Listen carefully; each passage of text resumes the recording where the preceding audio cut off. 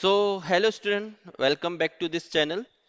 सो जैसे कि पिछली क्लास में हमने सेल थ्योरी के बारे में समझ लिया था, सारी चीज़ों को अच्छे से देख लिया था, किस किस साइंटिस्ट का कंट्रीब्यूशन हमारे सेल थ्योरी के अंदर था, वो चीज़ें हमने बहुत अच्छे से समझ ली थी। ठीक है, लेकिन कुछ एक्सेप्शन है सेल थ्योरी के भी जो कि हमें समझना बहुत जरूरी है as aspect of NEET. Okay, so जैसे कि मैं अगर यहाँ पर बात करूँ तो वायरस जो है, virus is exception for sale theory. मैं ऐसा क्यों कह रहा हूं कि वायरस एक्सेप्शन है सेल थ्योरी के लिए? क्योंकि virus is not considering a living organism. Scientist जो लोग हैं वो वायरस को एक लिविंग ऑर्गेनिज्म कंसिडर ही नहीं करते हैं, क्योंकि वायरस के पास कोई सेल है ही नहीं है। अब जिसके पास कोई सेल है ही नहीं है तो वो क्यों सेल थ्योरी को एक्सेप्ट कर पाएगा? वो एक्सेप्ट ही नहीं करेगा। इसलिए वायरस क्या है, हमारी सेल थ्योरी के लिए एक एक्सेप्शन है। तो ये हमने सेल थ्योरी के बारे में सारी चीजें पढ़ ली थी। अब हम क्या करने वाले हैं, हम एक ओवरव्यू देखते हैं सेल का कि हमारे सेल के अंदर क्या क्या चीजें हैं, क्या क्या चीजें हम पढ़ने वाले हैं सेल के अंदर। ठीक है ना? चलो।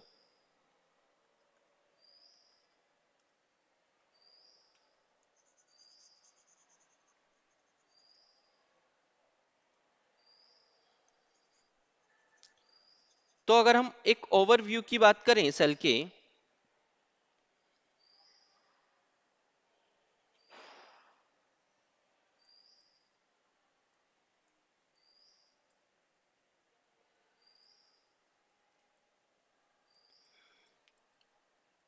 मान लीजिए कि हमारे पास एक सेल है।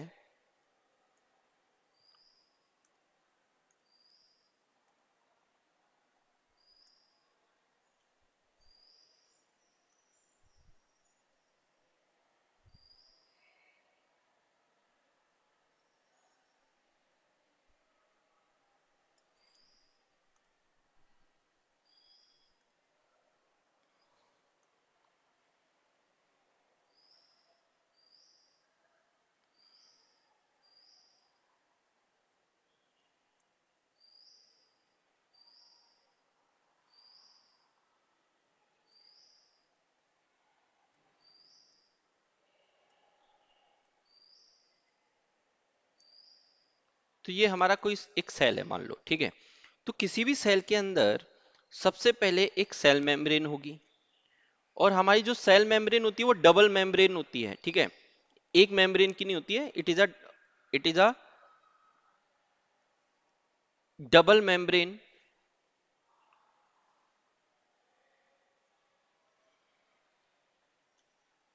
बाहर वाले को हम आउटर मेम्ब्रेन कहते हैं,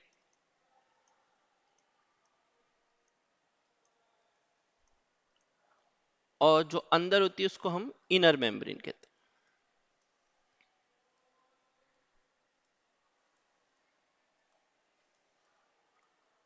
है ना? और जो हमारी सेल मेम्ब्रेन है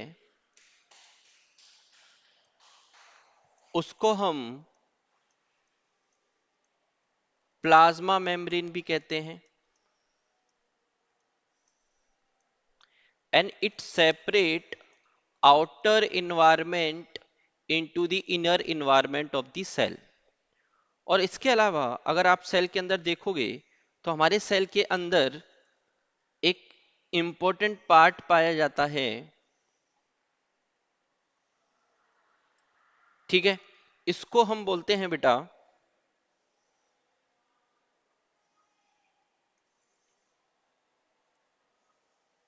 न्यूक्लियस। अब न्यूक्लियस भी डबल मेम्ब्रेन बाउंड ऑर्गेनेली होता है, और इस न्यूक्लियस को हम ब्रेन ऑफ सेल भी कहते हैं। अब इसको ब्रेन ऑफ सेल क्यों कहा गया है? क्योंकि because it control all the function of the cell. जितने भी सेल के फंक्शन होते हैं उस सारे फंक्शन को न्यूक्लियस हमारा कंट्रोल करता है। अब हमारे न्यूक्लियस के अंदर क्रोमोसोम पाए जाते हैं। ठीक है, इन क्रोमोसोम के अंदर हमारा डीएनए होता है। DNA is a genetic material. ये हमारा क्रोमोसोम है। ह्यूमंस की अगर हम बात करें तो ह्यूमंस के अंदर 46 क्रोमोसोम पाए जाते हैं जो कि 23 पेयर में होते हैं, है ना। टोटल 46 क्रोमोसोम होते हैं जो कि 23 पेयर में होते हैं, जिनमें से हाफ जो 23 है it will come from the mother sides and half 23 come from your father side. मतलब जो 23 होते हैं वो मैटरनल साइड से आते हैं और जो 23 होते हैं वो पैटर्नल साइड से आते हैं। तो total we have 46 number of chromosome and it found in a 23 pair, correct. So chromosome जो है वो डीएनए से बना होता है और DNA is a genetic material in our cells. DNA is a genetic material. इसका मतलब यह है कि डीएनए ही वो चीज है जो पास होती है एक जनरेशन से दूसरी जनरेशन में, है ना। इसके अलावा हमारे न्यूक्लियस के अलावा हमारे सेल के अंदर एक फ्लूइड होता है जिसको हम साइटोप्लाज्म कहते हैं, है ना। अब साइटोप्लाज्म को अगर हम देखें, साइटो मतलब होता है सेल और प्लाज्म मतलब होता है प्लाज्मा।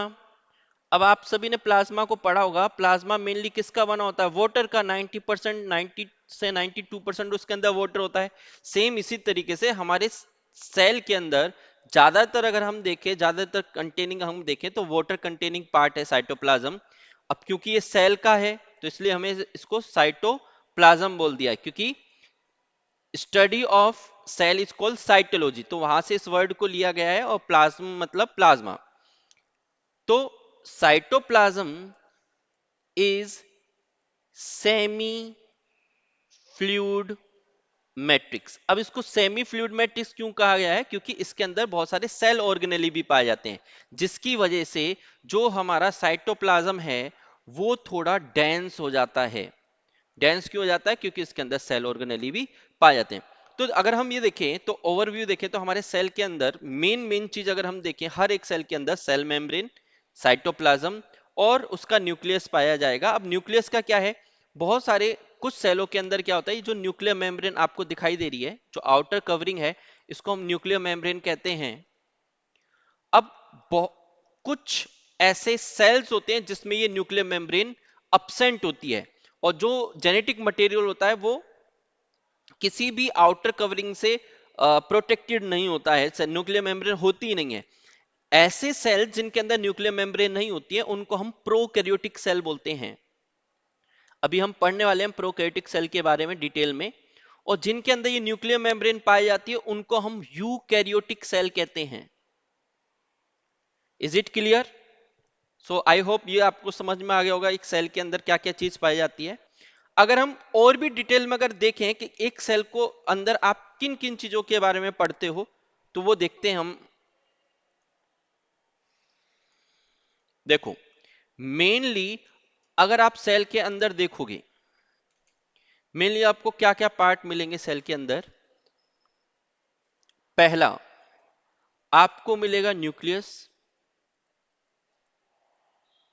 है ना। न्यूक्लियस के बाद में मिलेगा साइटोप्लाज्म। साइटोप्लाज्म के बाद में आपको मिलेगा सेल ऑर्गेनेलीज। अभी हम इनके डिटेल में पढ़ने वाले हैं।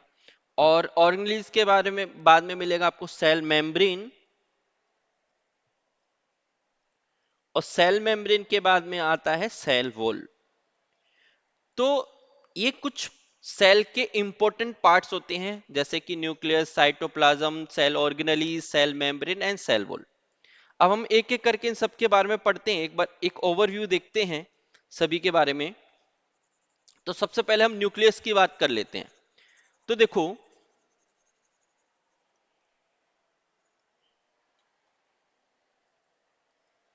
अब न्यूक्लियस क्या है? जैसे कि मैंने आपको बताया, nucleus is a dense structure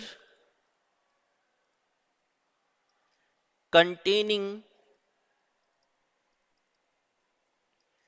chromosome. containing chromosome and in chromosome in which genetic material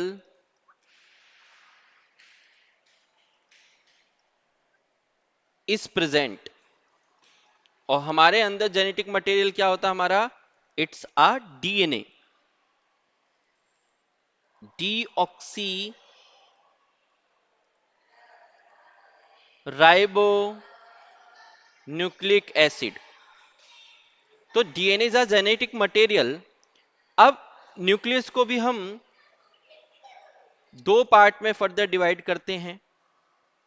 देखो, ऐसा न्यूक्लियस जिसके ऊपर मेम्ब्रेन होती है या जो मेम्ब्रेन बाउंड होता है, ऐसा न्यूक्लियस, ठीक है। और ऐसा न्यूक्लियस आपको सिर्फ पाया जाता है यूकैरियोटिक सेल में।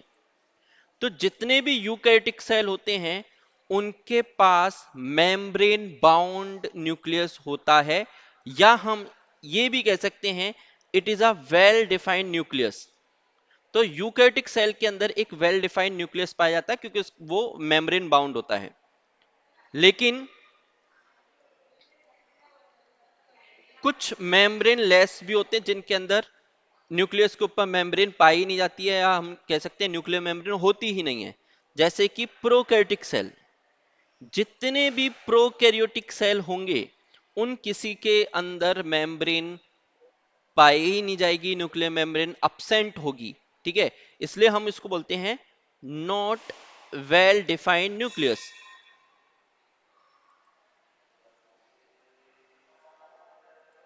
एग्जाम्पल देखें यूकैरियोटिक सेल के, तो एग्जाम्पल में यूकैरियोटिक सेल के आते हैं प्रोटिस्टा। जितने भी प्रोटिस्टा होते हैं सारे यूकैरियोटिक होते हैं। फंगी सारे यूकैरियोटिक होते हैं। प्लांट सारे यूकैरियोटिक होते हैं। एंड एनिमल्स भी सारे क्या होते हैं? यूकैरियोटिक होते हैं। अगर हम प्रोकैरियोटिक सेल की बात करें तो प्रोकैरियोटिक सिर्फ पाए जाते हैं मोनेरा के अंदर। तो मोनेरा का जो सेल होता है वो कैसा सेल होता है? एक प्रोकैरियोटिक सेल होता है, ठीक है। तो ये बात हो गई हमारे न्यूक्लियस की। अब न्यूक्लियस के बाद में हम देखते हैं साइटोप्लाज्म। तो साइटोप्लाज्म की बात करते हैं।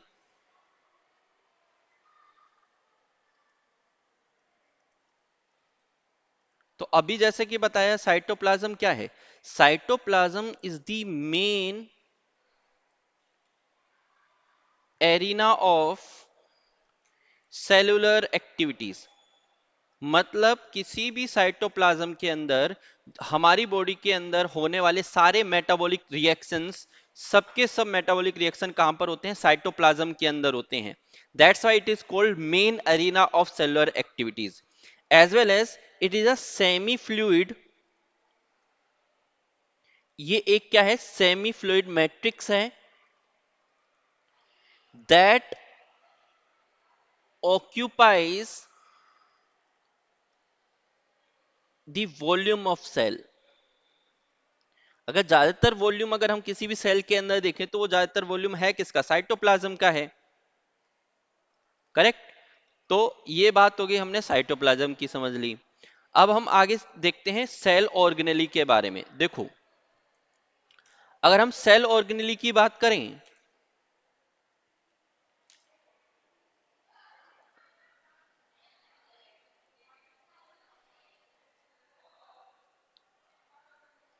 तो सेल ऑर्गेनेलीज भी दो तरीके के होते हैं।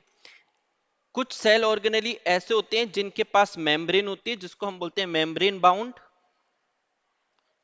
Cell organelle.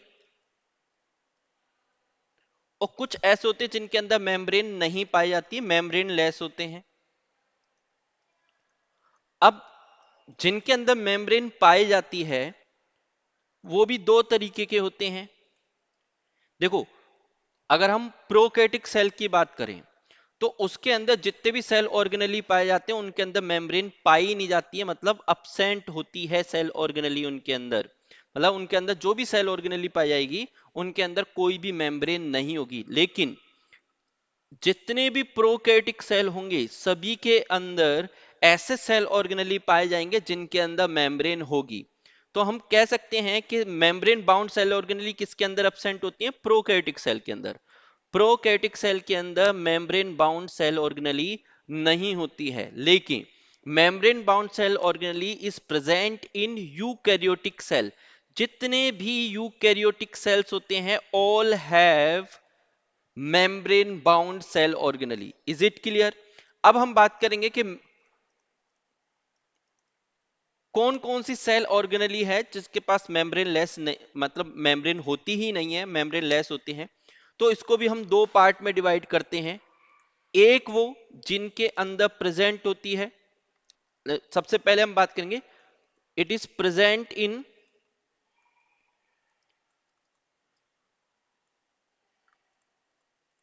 प्रोकैरियोटिक। ऐसी सेल ऑर्गेनेली जो सिर्फ प्रोकैरियोटिक सेल के अंदर पाई जाती है और उसके अंदर मेम्ब्रेन नहीं होती है, उसका एग्जाम्पल है राइबोसोम। देखो, राइबोसोम एक ऐसी सेल ऑर्गेनेली है जो यूनिवर्सल है, मतलब यूकैरियोटिक सेल के अंदर भी राइबोसोम पाया जाएगा और प्रोकैरियोटिक सेल के अंदर भी राइबोसोम पाया जाएगा। मेनली राइबोसोम का अगर हम फंक्शन देखें तो राइबोसोम का मेनली फंक्शन क्या होता है?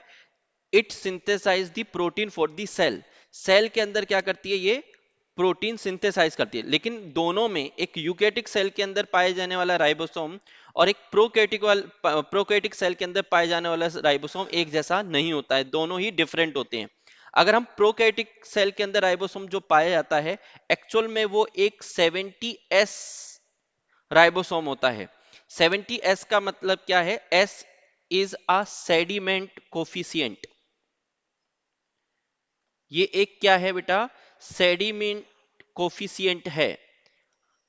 अब जब कभी भी आप, सेडिमेंट कोफिशिएंट का मतलब क्या होता है? It is a value.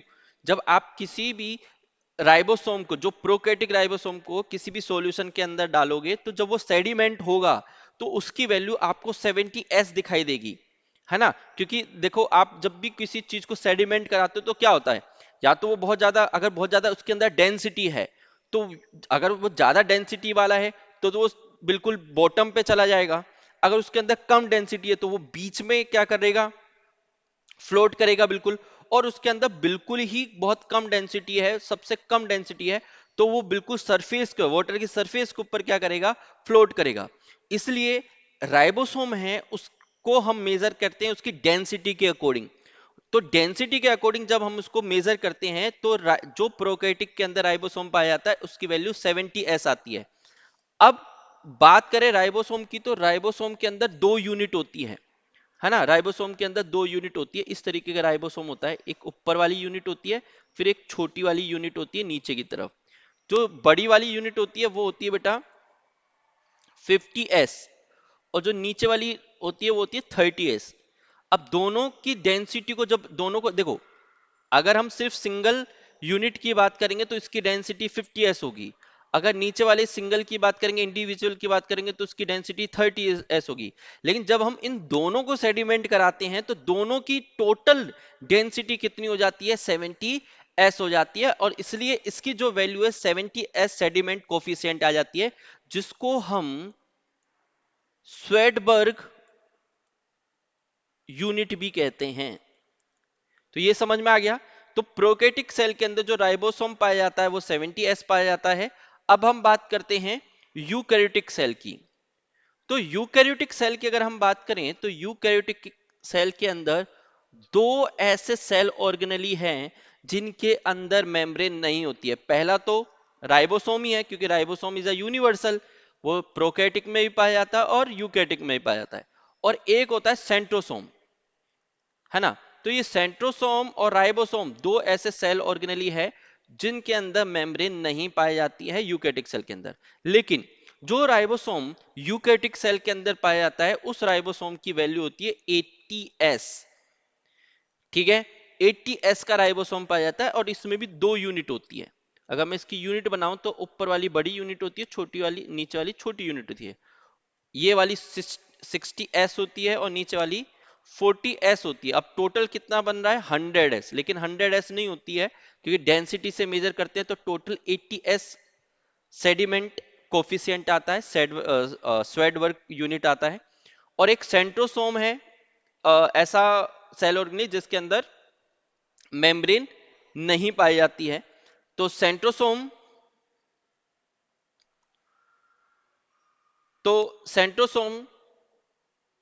सिर्फ एनिमल सेल के अंदर पाई जाती है, प्लांट सेल के अंदर नहीं पाई जाती है, क्योंकि they help in the cell division. और अगर हम राइबोसोम की भी बात करें, अगर यूकेटिक सेल की भी बात करें, तो यूकेटिक सेल के अंदर 87 पाई जाती है, लेकिन कुछ सेमी ऑटोनोमस सेल ऑर्गेनेली भी होते हैं, जैसे माइटोकॉन्ड्रिया।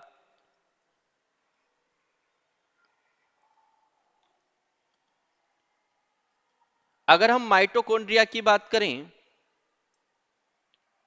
माइटोकॉन्ड्रिया और क्लोरोप्लास्ट दो ऐसे सेल ऑर्गेनेली हैं जिनके पास अपना खुद का राइबोसोम होता है। तो जब इनके पास खुद का राइबोसोम होता है तो इनका राइबोसोम 70s का होता है।